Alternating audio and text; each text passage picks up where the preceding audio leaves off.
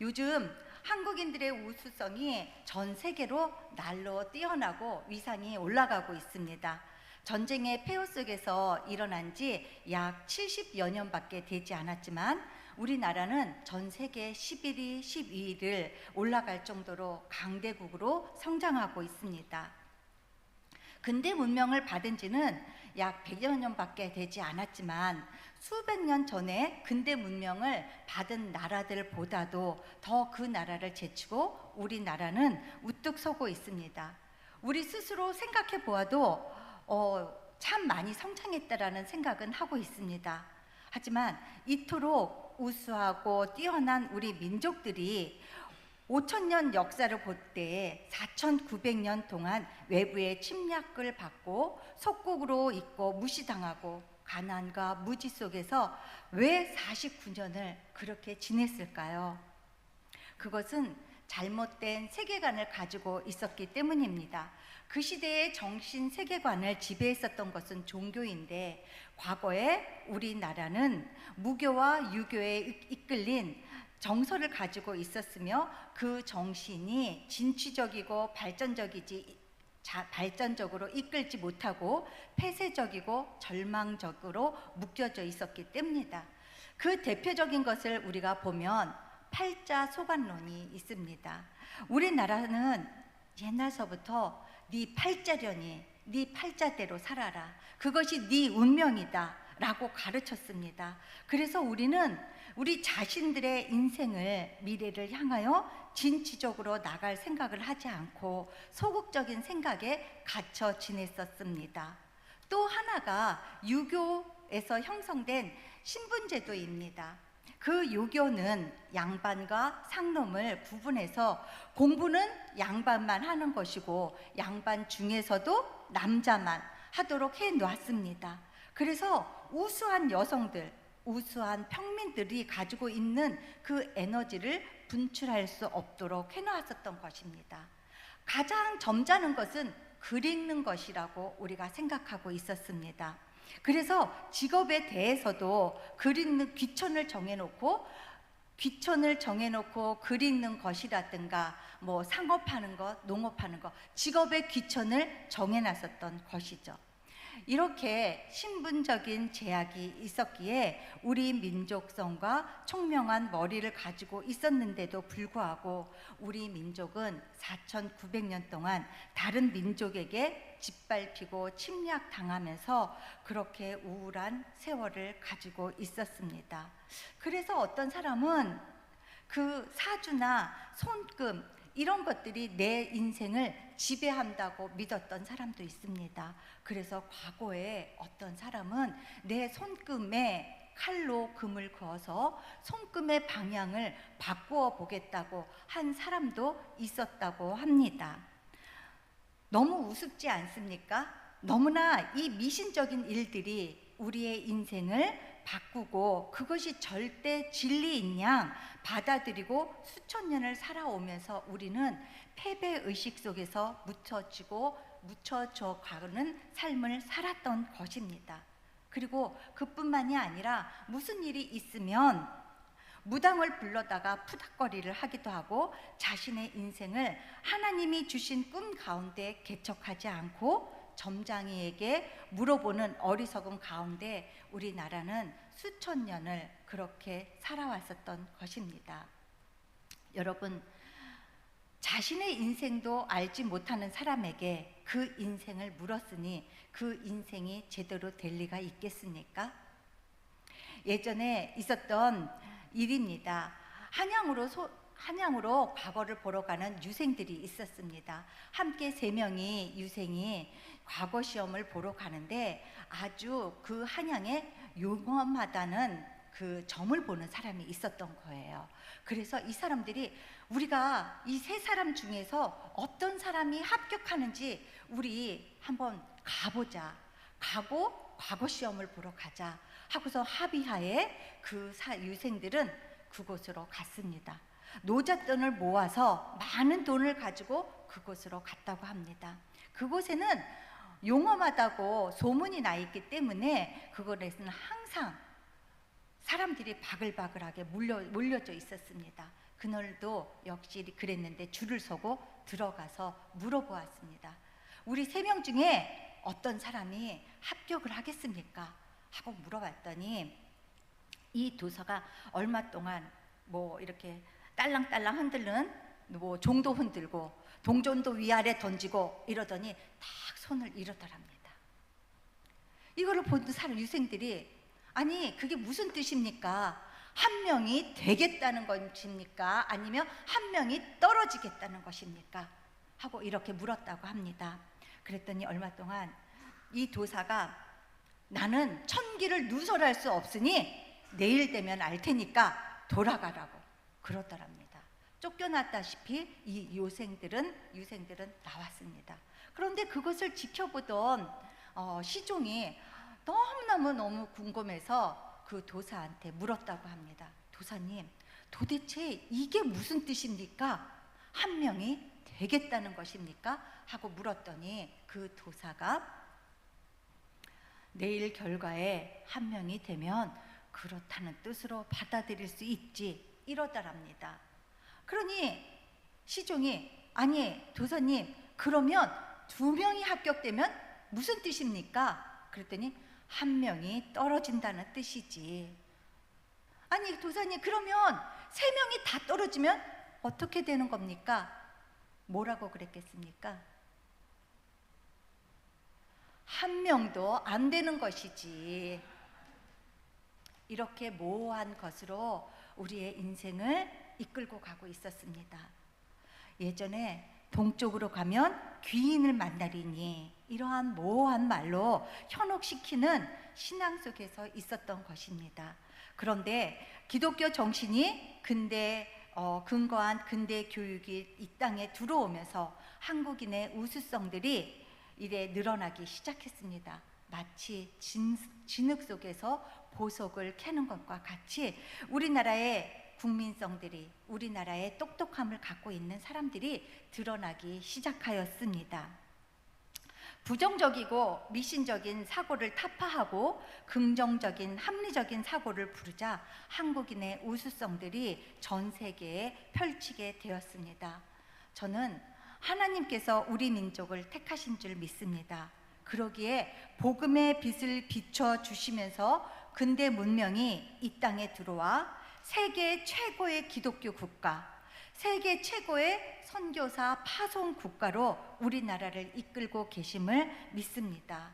한국 기독교가 한국 사회에 미친 영향이 많지만 특별히 2가지 면에서 높이 평가할 수 있습니다. 그것은 첫 번째는 교육이고 2번째는 병원 설립을 한 일입니다. 사람들에게 과거의 교육은 중국 고서를 읽는 것이 전부 다였습니다. 중국 고서를만을 읽는 것이 아니라 근대 교육이 들어오면서 물리학, 정치학, 법학, 음악, 미술 모든 것들을 섭렵하게 하면서 그곳에서 한국의 우수성들이 드러나게 되었습니다. 또한 병원 설립을 통하여서 옛날에는 다치고 아프면 풀잎 따다가 붙이고 열매를 으깨가지고 달여서 먹는 그러한 것에서 더 뛰어넘어 새로운 의술로서 우리의 병들을 고치는 일들이 일어났습니다. 옛날에는 고치지 못하는 일들은 무당을 불러다가 푸닥거리를 하기도 하고 하였습니다. 이제는 더 이상 그 병 앞에서 무서운 귀신들 앞에서 무릎 꿇지 않게 되었었던 것입니다. 이런 근대 교육과 근대 병원이 기독교에 의해서 우리나라에 세워지고 우리의 근대 문명을 이루는 근간이 되었습니다. 우리에게 좋은 교육이 있습니다. 그리고 우리의 나라에 좋은 의술이 있는 것만은 분명합니다. 이 모든 것들은 코로나를 겪으면서 우리나라가 더 전 세계에 이름을 날리게 되었습니다. 그러나 여러분, 이 모든 것들을 가졌다 할지라도 한 가지를 극복하지 못하면 무용지물이 됩니다.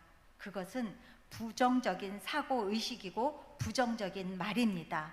오늘 말씀을 보면 이런 부정적인 의식과 말이 얼마나 인간에게 해로운 것인지, 공동체를 얼마나 파괴하고 있는지를 잘 기록하고 있습니다. 오늘 읽었었던 이 말씀은 이스라엘 민족이 애굽을 출애굽을 하고 상당 기간이 지난 때였습니다. 그래서 하나님께서 약속하신 가나안 땅에 들어가기 바로 전이 되었을 때입니다. 가나안 땅으로 들어가기 전에 모세는 12 정탐꾼을 불렀습니다. 12지파 중에서 가장 똑똑한 사람들을 12명을 모아서 40일 동안 기간을 주면서 가나안 복지로 들어가서 정탐하고 오라고 보냈습니다. 40일이 지나자 이 12명이 자신들이 정탐한 내용들을 돌아와서 보고하는 내용이 오늘의 이 말씀입니다. 한 그룹은 10명인데 가나안 성지에 들어가서 보니까 젖과 꿀이 흐르고 아름다운 열매가 있는데 그곳에는 산성이 아주 높습니다. 그리고 산성들만 있는 것이 아니라 사람들이 있는데 사람들의 키가 얼마나 큰지 그들은 거인입니다. 그들 앞에 서니 우리는 메뚜기와 같은 존재입니다 하고 스스로를 메뚜기와 같다고 이야기합니다. 우리가 보기에도 그랬으니 아마 그들이 보기에도 그랬을 것이라고 합니다. 그러자 말을 끊고 2명 여호수아와 갈렙은 긍정적인 말을 합니다. 거기에 젖과 꿀이 흐르는 땅 맞습니다. 그리고 아름다운 열매도 있는 것도 맞습니다. 그리고 우리보다 신장이 큰 사람이 있다라는 것도 맞습니다.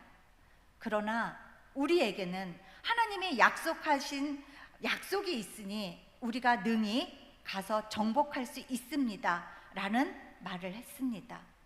이 긍정적인 말과 부정적인 그룹이 모두가 지금 백성들 앞에서 모세의 앞에서 보고를 하고 있습니다. 그런데 이 보고를 받자 이 사람들은, 보고를 받은 백성들은 어떤 모습을 나타내었을까요? 그 말씀이 14장 이후에 나옵니다. 모든 말씀을 읽을 수가 없으니 우리 14장 1절에서부터 4절까지의 말씀만 우리 함께 합독하도록 하겠습니다. 온 회중이 소리를 높여 부르짖음에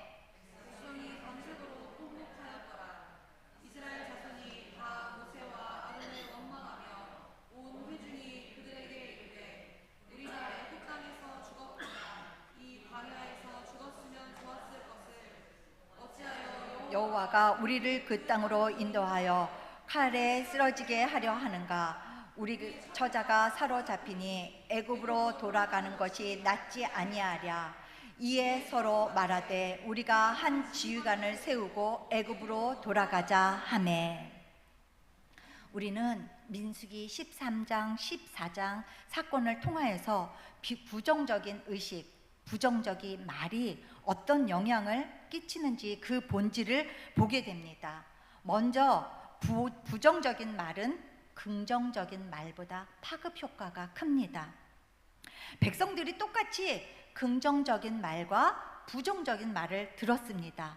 그런데 부정적인 말에 귀 기울이고 1절의 말씀에 보면 밤새도록 통곡하며 울었다고 합니다. 부정적인 말과 긍정적인 말은 같이 들었습니다. 거기에서 그치는 것이 아니라 4절의 말씀을 보면 한 지휘관을 세워서 다시 애굽으로 돌아가자라고 이야기합니다. 이곳까지 올 때까지 하나님께서 역사하심을 본 사람들입니다.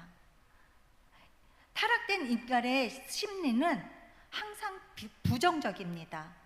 된다는 사람이 있고 안 된다는 사람이 있으면 사람의 심리는 안 된다는 사람의 말에 귀 기울이게 되어져 있습니다. 해보자는 사람과 해봐도 소용이 없다라고 하는 사람이 있으면 해봐도 소용이 없다는 말에 사람들은 귀 기울이게 되어져 있습니다. 저 사람 참 좋은 사람이야 하라는 말에는 귀 기울이지 않습니다.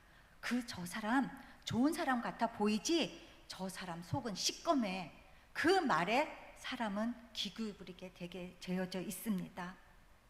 여러분, 지도자를 표현하는 말도 마찬가지입니다. 저 지도자 칭찬하는 말에는 우리가 무덤덤합니다. 그런데 그 지도자를 비난하는 말에는 우리가 귀가 솔깃하는 것이 사람의 심리입니다.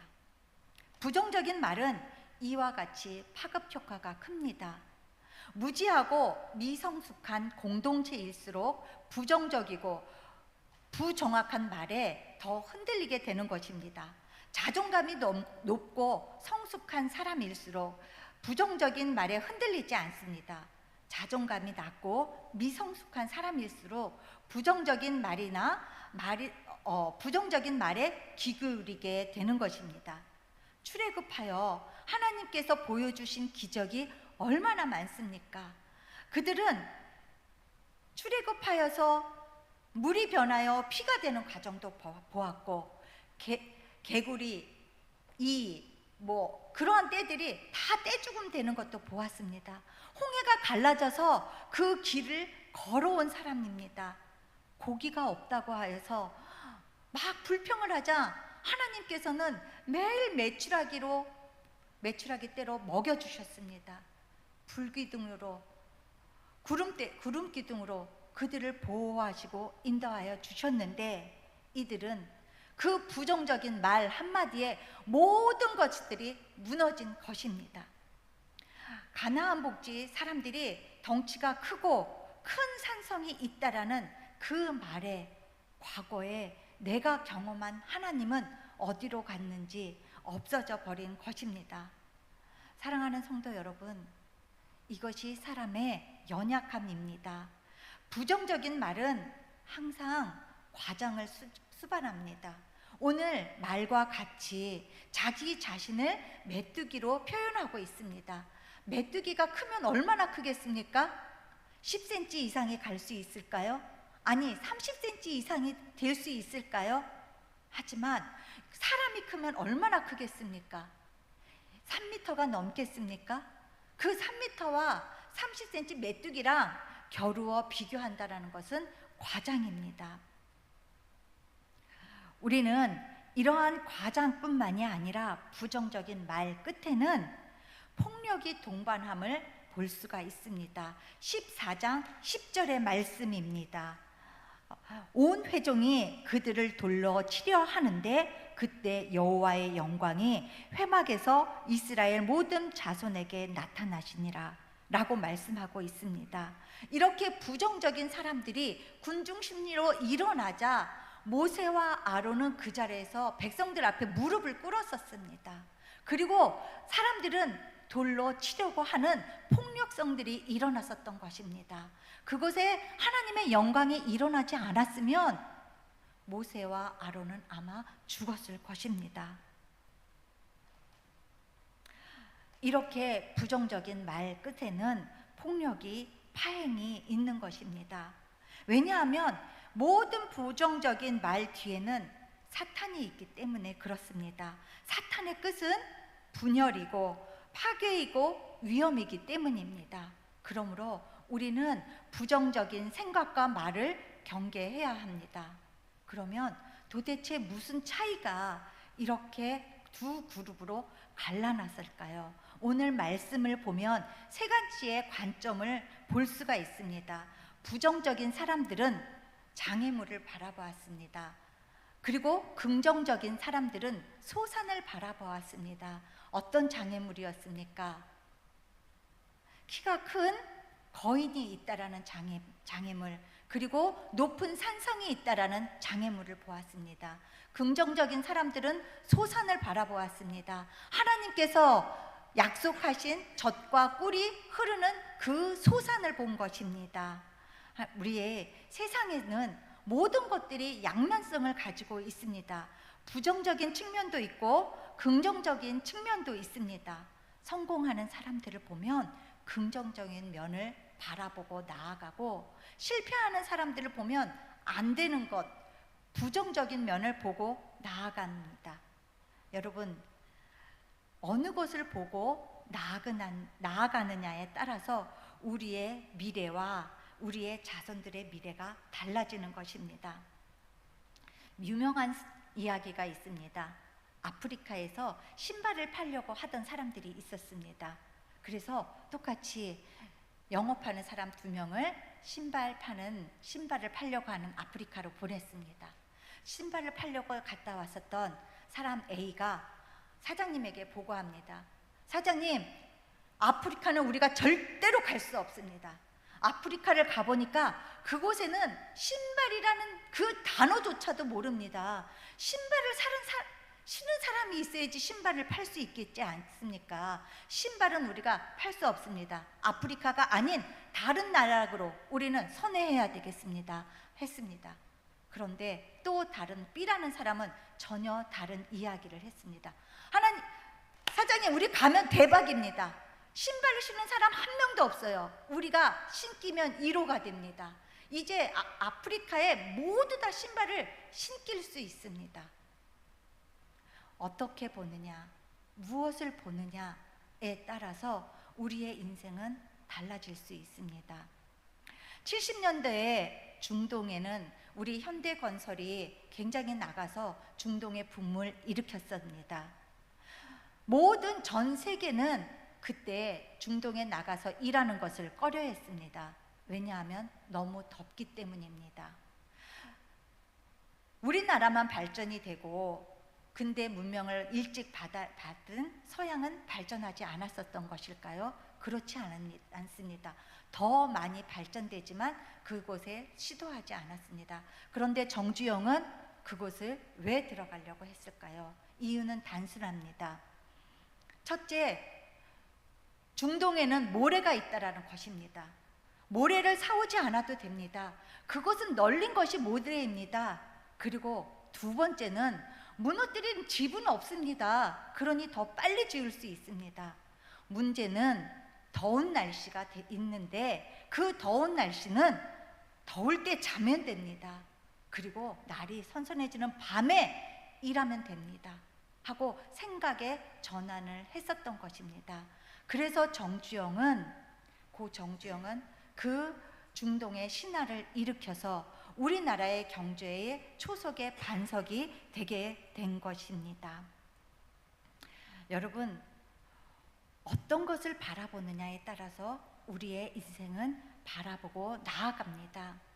우리 교회에서도 혹 집에서도 안 된다고 하는 말들을 자주 할 때가 있습니다.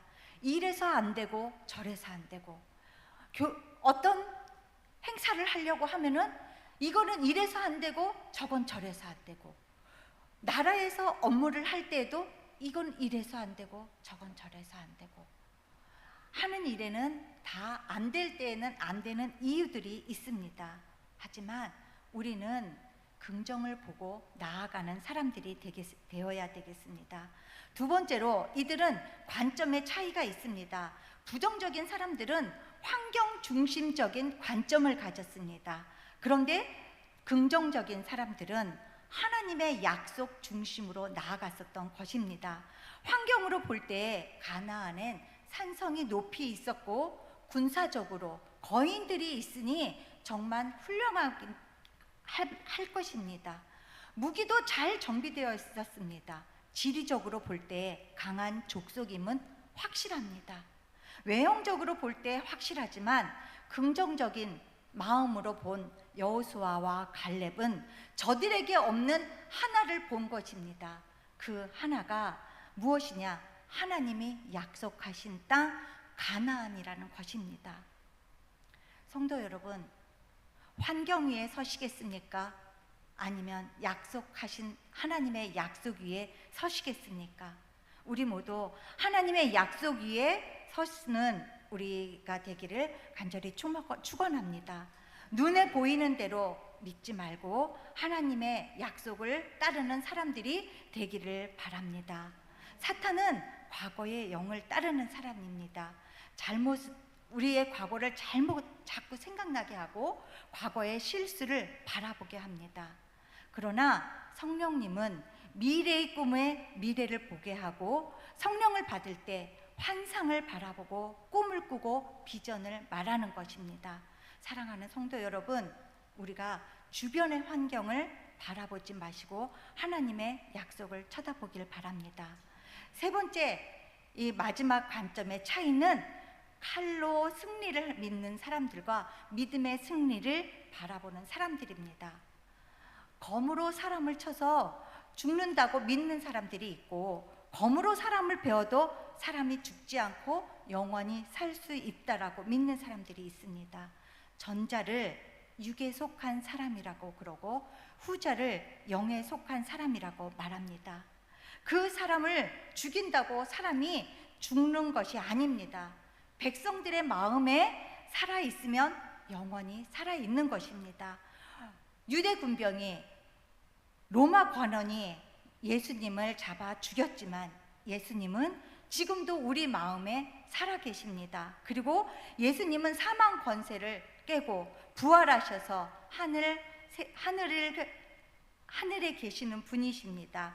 오늘 이 가나안 족속들은 칼로 승리할 것이라고 믿었지만 여호수아와 갈렙은 믿음으로 승리함을 믿고 나아갔습니다. 결국 인생의 승패는 어떻게 바라보고 나아가느냐에 따라서 달라집니다. 내가 무엇을 바라보느냐, 내가 무엇을 바라볼 때 어떤 생각을 결정하게 됩니다.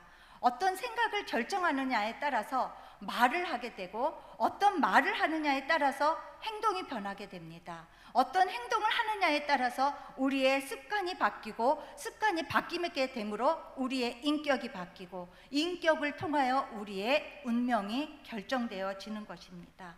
우리가 긍정적인 것을 바라보며 하나님의 약속 위에 서는 우리들이 되기를 간절히 축원합니다.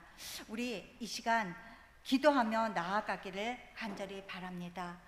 오늘 주신 하나님의 말씀을 통하여 우리들이 하나님 앞에서 어떤 긍정의 믿음을 가지고 나아가야 할지 먼저 나 자신을 되돌아보며 나아가는 시간이 되기를 간절히 소망합니다. 나의 입술과 나의 생각의 중심이 어디에 있는지 우리 찬양으로 나아갑니다. 주만 바라볼지어다.